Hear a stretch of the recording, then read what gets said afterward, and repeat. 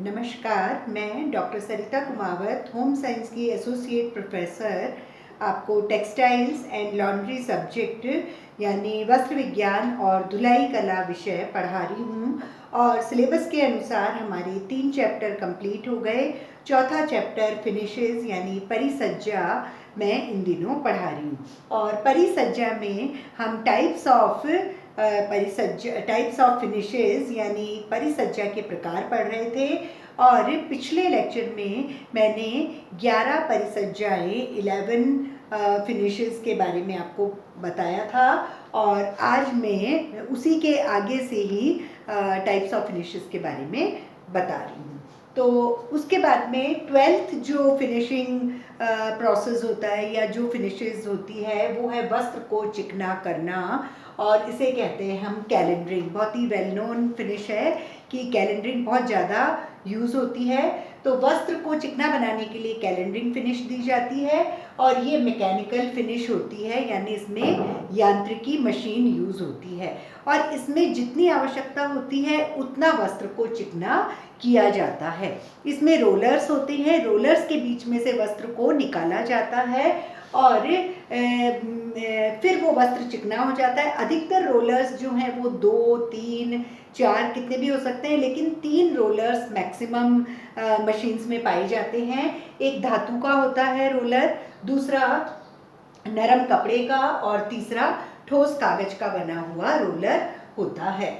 और अगर हम ये देखें कि कैलेंडरिंग जो है वो रोलर्स के बीच में से वस्त्र को निकालने की प्रक्रिया है, तो ये भी 5 प्रकार की होती है: साधारण कैलेंडर, घर्षण कैलेंडर, मॉयर कैलेंडर, श्रेनर कैलेंडर और नक्काशी कैलेंडर। पहला है साधारण कैलेंडर यानी सिंपल कैलेंडरिंग।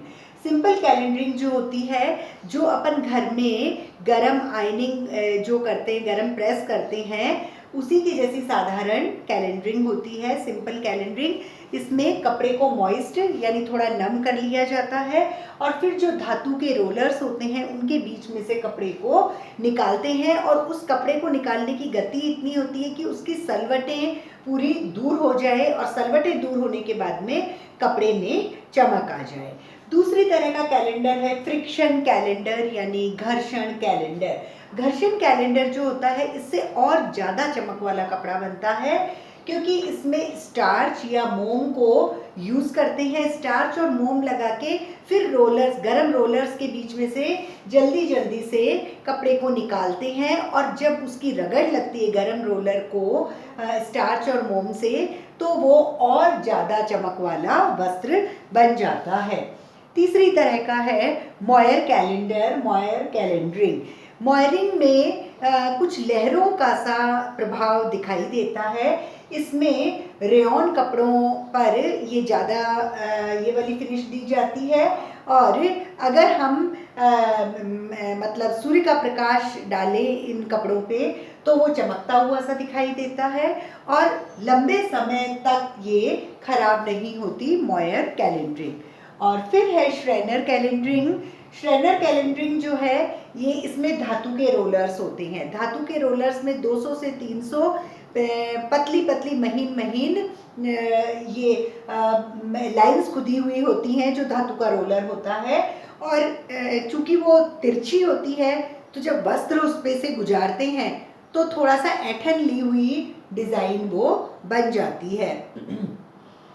तो जो कॉटन कपड़े होते हैं उन पर तो ये धुलाई के बाद में समाप्त हो जाती है, खराब हो जाती है। लेकिन अगर थर्मोप्लास्टिक कपड़े हों, कृत्रिम अगर ताप सुनम्य तंतु हों, तो उस पर अगर श्रेनरिंग की जाए, श्रेनर कैलेंडरिंग, तो वो तिरछी तिरछी लाइनें लास्ट लॉन्ग परमानेंट बनी रहती है। फिर 5वीं तरह का है नक्काशी कैलेंडर यानी एम्बोजिंग कैलेंडरिंग। एम्बोजिंग जो होती है, एम्बोजिंग कैलेंडरिंग से वस्त्र पर उभरा हुआ या नक्काशी वाला डिज़ाइन आ जाता है, और ये अधिकतर हम सिंथेटिक कपड़ों पर ही करते हैं, क्योंकि सिंथेटिक कपड़ों पर ये अच्छा भी बनता है और टिकाऊ भी रहता है। नक्काशी कैलेंडर में दो रोलर होते हैं, एक धातु का होता है और एक ठोस कागज का होता है। तो धातु का एक रोलर और दूसरा कागज का, ये दोनों मिलके दो तरह के डिज़ाइन बनाते हैं। एक डिज़ाइन जो होती है वो तो चपटी डिज़ाइन होती है। चपटी डिज़ाइन में क्या है कि जो कागज का जो रोलर होता है वो अंदर की साइड, और बाहर जो गरम रोलर इसका धातु का होता है, कॉपर वाला, तांबे का, उस पर थोड़ी डिज़ाइन बना देते हैं। तो जब कपड़ा उसके अंदर से निकलता है तो जहाँ जहाँ वो उभरी हुई डिज़ाइन है तांबे के रोलर पे, तो वो जहाँ चिपकती है तो वहाँ चमकदार एक डिज़ाइन हो जाती है, मतलब सेल्फ डिज़ाइन वाला कपड़ा बन जाता है। और वैसे ही दूसरी डिज़ाइन होती है इसमें उभरा हुआ डिज़ाइन नक्काशी में। तो इसमें क्या करेंगे कि ठोस डिज़ाइन जो होगी, ठोस डिज़ाइन में तो उभरा हुआ डिज़ाइन कर देंगे, और जो तांबे वाला है उसमें मतलब दोनों तरह से कर देंगे। एक तो खुदाई कर देंगे, एक में तो खुदाई कर देंगे और एक में उभार देंगे। तो एक में उभरा हुआ और एक में खुदाई है, तो बीच में से जब कपड़ा जाता है तो उभरी उभरी डिज़ाइन आ जाती है, और ये सिंथेटिक कपड़ों में सबसे ज़्यादा बनाते हैं। ये हुआ कैलेंडरिंग। फिर नेक्स्ट है नैपिंग। नैपिंग जो है वो एक यांत्रिक परिसज्जा होती है, यानी मैकेनिकल फिनिश होती है। इसमें क्या करते हैं कि रोए को उठाने की प्रक्रिया की जाती है। तो वो ब्रश फिराने से भी हो सकती है या मशीन से भी हो सकती है। तो जो गोल गोल चक्के की मशीन होती है उस पर तार दांते से लगे हुए होते हैं, और उनके वहाँ से अगर वस्त्र को गुजारा जाता है तो वो कपड़े को खरोंच करके वस्त्र को, और उसमें से रोए निकाल देते हैं और वो नैपिंग हो जाती है। कई बार तो एक ही तरफ दांते होते हैं, कई बार एक यूं और एक ऑपोजिट तरह से। तो दो रोलर्स, एक यूं चल रहा है एक यूं चल रहा है, और उस कपड़े में से रोए ज़्यादा निकलते हैं और वो जल को भी ज़्यादा अवशोषित करते हैं। फलालेन जैसा कपड़ा जो है वो नैपिंग से बनता है। और नैपिंग से जो वस्त्र बनते हैं, तो एक तो रोए होते हैं तो हवा उसमें बीच में हो जाती है, तो वो सर्दी में यूज़ कर सकते हैं, हवा इंसुलेशन का काम करती है। उसके अलावा कोई दाग धब्बे पानी अगर लग जाता है तो वो दिखाई नहीं देते हैं, धूल मिट्टी ये सब भी दिखाई नहीं देते हैं, और बहुत ही कोमल और सॉफ्ट सुंदर आरामदेह कपड़ा बनता है। फिर नेक्स्ट है कीड़ों से बचाव की परिसज्जा, moth proofing finish. Moth proofing finish जो है वो भी केमिकल फिनिश होती है, एक मतलब रासायनिक परिसज्जा होती है। वैसे तो कपड़ों को अगर हम नमी में रखते हैं तो उसमें कीड़े पड़ जाते हैं, या फिर गर्म कपड़ों पे कीड़े पड़ जाते हैं, या अंधेरे में। तो अगर अंधेरे में रखा हुआ है तो उसको अगर धूप में रखेंगे तो कीड़े नहीं पड़ेंगे, या फिर उसके अलावा उसमें कुछ केमिकल स्प्रे या गोलियों से भी वस्त्रों को कीड़ों से बचाया जा सकता है, जैसे डीडीटी का स्प्रे कर दें, या नीम के पत्ते उसमें यूज़ करें, या नेफ्थलीन बॉल्स या सिलिको फ्लोराइड, इनको अगर हम यूज़ करते हैं तो कपड़ों पर से कीड़ों का बचाव हो जाता है। फिर नेक्स्ट है जल अवरोधक परिसज्जा, waterproof finish. Waterproof finish जो है वो भी केमिकल फिनिश होती है, यानी रासायनिक परिसज्जा होती है। और ये जब परिसज्जा दे देते हैं वाटर प्रूफ, तो वो कपड़ा पानी को अवशोषित नहीं करता। तो उन्हीं वस्त्रों पर ये परिसज्जा दी जाती है जिसको कि पानी को अवशोषित नहीं करना है।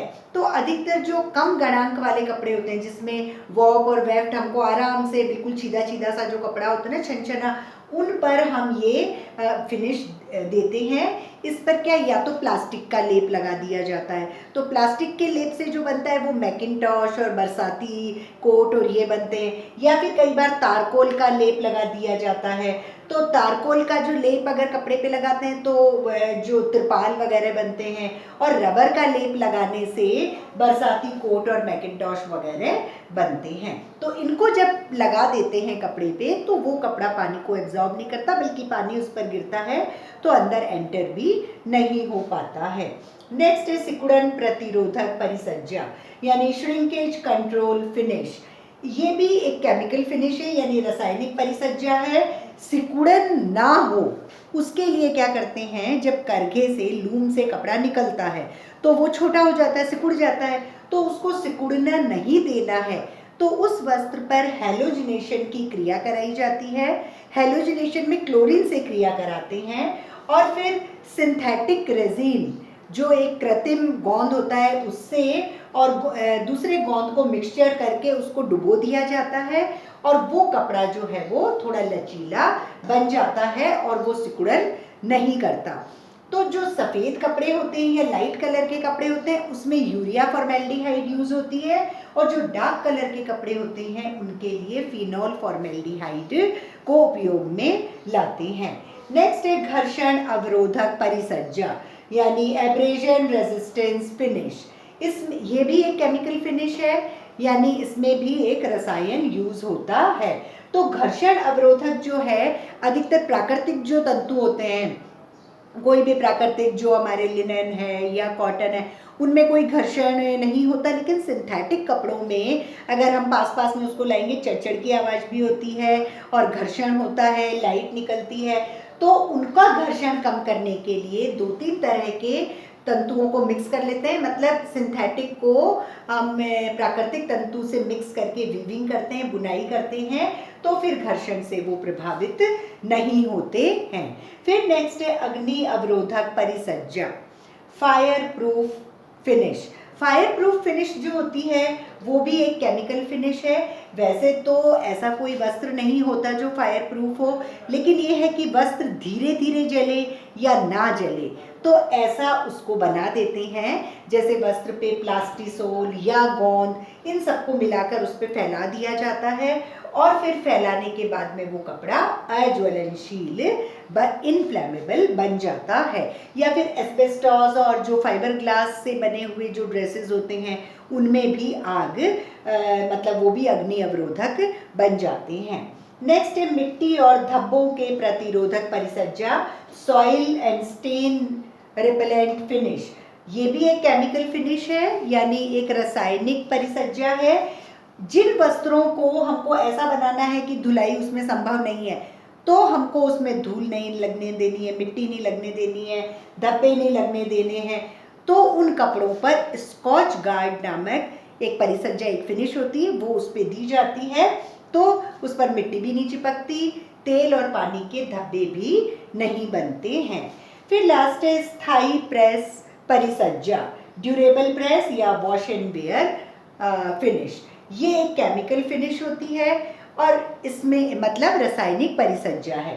तो वॉश एंड वेयर का मतलब है वस्त्र को बार बार धो और कितनी भी बार धो उसमें कोई सलवट नहीं पड़ती है और वो वस्त्र हमेशा चिकना, कोमल, बिल्कुल नया और आकर्षक दिखता है। ये वॉश एंड वेयर होता है। तो स्थायी प्रेस का मतलब है कि अगर किसी कपड़े पर एक सी ही प्रेस, एक क्रीज बना लेनी है, तो उन वस्त्रों पर कृत्रिम गोंद मतलब सिंथेटिक रेजिन और फॉर्मेल्डिहाइड यूज करते हैं, जिससे कि उन कपड़ों पर स्थायी प्रेस, ड्यूरेबल प्रेस हो जाती है।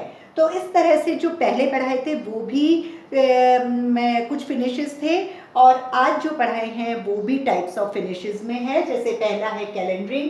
कैलेंडरिंग का मतलब है कि धातु और ठोस कागज और उसके अलावा नरम कपड़े के रोलर्स के बीच में से कपड़े को निकालना, और अगर उस कपड़े को गर्म रोलर्स में से निकालेंगे तो उसमें चिकनाहट आ जाएगी, डिज़ाइन आ जाएगी, कोई तिकोने डिज़ाइन आ जाएगी, उभरी हुई डिज़ाइन आ जाएगी। ये तो कैलेंडरिंग एक फिनिश हो जाती है। फिर नैपिंग एक फिनिश होती है, उसमें रोएं उठाना, तो मशीन से या ब्रश से रोएं उठाते हैं। फिर कीड़ों से बचाव के लिए डीडीटी स्प्रे या नेफ्लिन बॉल या सिलिकोफ्लोराइड्स यूज़ करते हैं। फिर जल अवरोधक बनाने के लिए जो कम गणक का वस्त्र होता है उस पर प्लास्टिक या तारकोल या रबर का लेप लगाते हैं।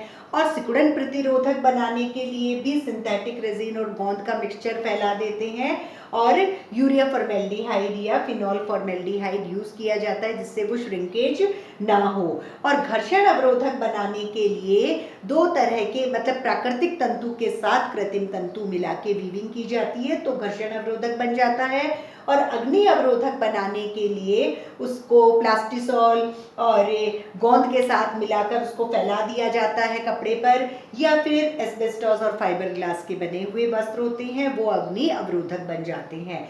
और किसी किसी कपड़े को ऐसा बनाया जाता है कि उस पर मिट्टी, पानी, तेल, इसके धब्बे ना लगे, तो उसको स्कॉच गार्ड नामक फिनिश दी जाती है, तो मिट्टी और धब्बों के प्रतिरोधक परिसज्जा वो हो जाती है, soil and stain repellent finish. और लास्ट है स्थाई प्रेस परिसज्जा यानी durable and wash and wear finish.